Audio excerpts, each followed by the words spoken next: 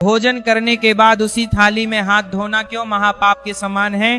क्यों शास्त्रों में इसे सख्ती से वर्जित किया गया है? भक्तों, ये प्रश्न तो हर गृहस्थ के मन में बार बार उठता है। क्यों हमारे पूर्वज, हमारे ऋषि मुनि कभी थाली में जल न डालते थे? आजकल गांवों में देखो, शहरों में देखो, हर घर में लोग आलस के वशीभूत होकर भोजन कर लेते हैं और उसी पवित्र थाली में हाथ धोने लगते हैं, पानी बहाते हैं। लेकिन भक्तों जान लो, ये भयंकर भूल तुम्हारे संचित पुण्य को क्षण भर में नष्ट कर देती है, तुम्हारी भक्ति को अपवित्र बना देती है। देखो भक्तों, माउंट आबू के भंडारों में रोज 30,000 से 40,000 भक्तगण एक साथ विराजमान होते हैं। विशाल पंक्तियां लगती हैं, भोजन वितरण होता है, लेकिन कोई भी थाली में हाथ नहीं धोता, सब बाहर जाते हैं, पवित्र जल से धोते हैं। क्यों? क्योंकि प्राचीन परंपरा जानती है वो गहरा रहस्य। भक्तों, आज महाभारत काल के धर्मराज युधिष्ठिर के उस विराट महायज्ञ की अमर कथा सुनो, जो सच्चे अन्नदान का प्रमाण है, सच्चे त्याग की मिसाल है, सच्ची भक्ति का चरमोत्कर्ष दिखाती है। कान खोलकर सुनो भक्तों, हृदय से ग्रहण करो, अंत तक ठहरो, क्योंकि ये कथा भगवान के चमत्कार दिखाएगी, तुम्हारे कर्म बदल देगी, तुम्हारी सोच को हमेशा के लिए परिवर्तित कर देगी। जय श्री हरि, जय भोलेनाथ, जय सिया राम। भक्तों, कल्पना कर लो एक छोटे से गांव की टूटी फूटी कुटिया का दृश्य, जहां एक अत्यंत दीन दुखी गरीब गृहस्थ रहता था। लोग प्यार से पंडित जी कहते थे, क्योंकि धार्मिक प्रवृत्ति प्रबल थी। प्रभु भजन निरंतर होता, तुलसी रामायण का पाठ शाम को जरूर, पत्नी संग दिन रात मजदूरी, कभी भिक्षा मांगकर ही 2 रोटी का जुगाड़। एक सर्द संध्या समय भोजन के लिए विराजमान मिसेज ने थाली सजाई थी। थोड़ी सी उबली पीली दाल का छोटा कटोरा, सफेद चावल का नाममात्र ढेर, हरी ताजी साग भरी कटोरी, सूखी बिना मसाले वाली सब्जी, 4-5 गोल मोटी आटे की रोटियां, घर का लाल तीखा अचार, थोड़ा सा जितना प्रभु ने उस दिन अनुग्रहित किया था उतना ही, क्योंकि गरीबी की मार में कई बार भूखे सोना पड़ जाता।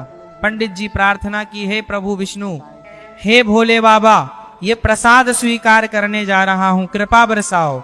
तभी द्वार पर हल्की आहट, एक क्षुधा से व्याकुल तपस्वी संत दंड थामे खड़े, वस्त्र फटे पुराने, मुख कृश और पीला, आंखों में भूख की चमक, बोले भिक्षा दे ही भैया जी, कई दिवसों से केवल उपवास सा चल रहा, प्रभु का नाम जपते हुए यदि कुछ अन्न मिल जाए तो ये जीवन धन्य हो जाए। भक्तों, सोचो उस पंडित जी की मनोदशा, दिन भर की थकान, नाश्ता ना हुआ, एकमात्र थाली सामने सजी हुई, अतिथि देवता द्वार पर खड़े, फिर भी हृदय से उद्गार फूट पड़े, आइए महात्मा जी, आइए मुनिवर स्वामी जी, धन्य भाग हमारा जो आपके चरण कमलों का ये छप्पर धन्य हुआ। जय सिया राम, जय भोलेनाथ बाबा। शीघ्र आसन लगाया, पुरानी खाट पर साफ धोती बिछाई, शीतल जल पिलाया, फल थोड़ा सा दिया, अपनी संपूर्ण सजी हुई थाली संत के सम्मुख सरका दी। मिसेज ने जो अल्प मात्रा में भोजन बनाया था, दाल चावल साग सब्जी रोटियां, सब परोस दिया संत को। संत आसीन हुए, धीरे धीरे ग्रास ग्रहण करने लगे, चावल मुंह में डाला, दाल अच्छे से चखी, साग चबाई, आनंद से बिह्वल मुद्रा। पंडित जी बोले, महाराज जी तृप्ति हो गई, और लीजिए ना। पत्नी को पुकारा, अम्बा जी शीघ्र और रोटी लाओ। पत्नी बोली, स्वामी जी बस 2 आखिरी रोटियां बची हुई हैं। संत ने गुप्त रूप से सब सुन लिया, चुप्पी साध ली। पंडित जी 2 रोटियां लाया है, मुनिवर प्रसाद ग्रहण कीजिए। संत मुस्कुराए, नहीं भक्त प्रिय, अब पर्याप्त हो गया, तुम्हारा और तुम्हारी पत्नी का पेट कैसे भरेगा। पंडित जी विनती पूर्वक हाथ जोड़कर बोले, महाराज आप तो देवता स्वरूप हैं, अतिथि देव हैं, 1 रोटी तो अवश्य स्वीकार कीजिए। 1 रोटी रख दी गई, 1 बची रही। संत आराम से 5 रोटियां सहित सारी सामग्री खाकर पूरी तरह तृप्त हुए। मीठा आशीर्वाद दिया, प्रभु तुम्हें अनंत वैभव प्रदान करें, सदा सुख समृद्धि दे, और धीरे से प्रस्थान कर गए रास्ते पर। भक्तों, अब दंपति शेष रह गए, सभी बर्तन लाए, 2 थालियां सजाई, बची हुई दाल आधी आधी कटोरी में डाली, साग का नाममात्र हिस्सा, चावल के कुछ ही दाने आधा आधा रखा, 1 रोटी को आधी आधी टुकड़ों में बांटा। भक्तों, हृदय विदीर्ण हो जाए ये सोचकर पूरे दिन नाश्ता ना हुआ, कड़ी मेहनत, शाम को मात्र आधी रोटी मिली। किंतु प्रसाद भाव से चक चक कर एक एक दाना साफ करके थालियां निर्मल कर ली। प्रभु को धन्यवाद दिया, हे गोविंद इतना अनुग्रह किया, हम धन्य। भोजनोत्सर्ग के पश्चात पंडित जी बाहर आंगन में गए, क्योंकि शास्त्रीय परंपरा है भक्तों, थाली प्रसाद है उसमें कभी जल ना डालना चाहिए। आंगन में तुलसी का पवित्र वृक्ष लगा था, उसके निकट एक नेवला विराजमान, वो सर्पनाशक पराक्रमी प्राणी जिसे सब जानते हैं। हाथ धोवन का वो पवित्र तीर्थ जैसा जल नेवले की पूंछ पर छलक पड़ा। अकस्मात चमत्कार घटा, पूंछ का आधा भाग सुनहरा सोने सा चमक उठा, उद्भासित हो गया। नेवला आश्चर्यचकित होकर पूंछ की ओर दृष्टि डाला। अरे भैया जी, तुम्हारे पवित्र जल से ये चमत्कार हो गया, मेरी पूंछ सोने सी हो गई, अब पूरा शरीर ऐसा कर दो ना। पंडित जी हंसे, ये प्रभु की कृपा है भैया। नेवला उत्सुक हो उठा, तो रहस्य खोल दो, कल फिर आऊंगा। पंडित जी विनोदी स्वर में बोले, भैया धर्मराज युधिष्ठिर के महायज्ञ में जाओ, वहां लाबा खाबा तारा तारा खा, खूब ब्राह्मण तपस्वी महात्मा भोजन करेंगे, सोना चांदी हीरा मोती का अनुपम दान होगा, सब हाथ धोएंगे। यदि मेरा पूरा शरीर सोना हो जाए तो समझ लेना उनका यज्ञ पूरी तरह परिपूर्ण हो गया। नेवला आनंदित होकर दौड़ता प्रस्थित हो गया। भक्तों, अब आते हैं महाभारत के उस स्वर्णिम पर्व पर। धर्मराज युधिष्ठिर का विराट महायज्ञ है। करोड़ों अरबों का अपार व्यय, सोने के चमचमाते भांडे, चांदी की विशाल थालियां, अनंत अन्न भंडार भरे हुए, लाखों ब्राह्मण, ऋषि मुनि, तपस्वी, सन्यासी सब विराजमान। वेद मंत्रों का गगनभेदी उच्चारण, घंटों की मधुर ध्वनि, शंखों की प्रलयंकारी नाद, भोजन वितरण का भव्य दृश्य, गर्म रोटियां, स्वादिष्ट दाल, ताजी सब्जियां, मीठी खीर, लड्डू, मिठाइयां, सबने हर्ष से प्रसाद ग्रहण किया। तृप्ति प्राप्त कर पवित्र सरोवरों, कुंडों में जल धौत किया। नेवला पर अनगिनत जल धाराएं गिरी, बार बार भीगी, किंतु उसका रंग जस का तस अपरिवर्तित रहा। सभी विदा हुए। विशाल दक्षिणा ग्रहण कर राजसभा में अर्जुन भीम गर्वोक्ति कर रहे, भैया युधिष्ठिर, इतना विशाल यज्ञ आज तक विगत काल में न हुआ। इतना अपार अन्नदान, इतना धन धान्य दान, इतना सोना चांदी हीरा मोती का दान अभूतपूर्व है।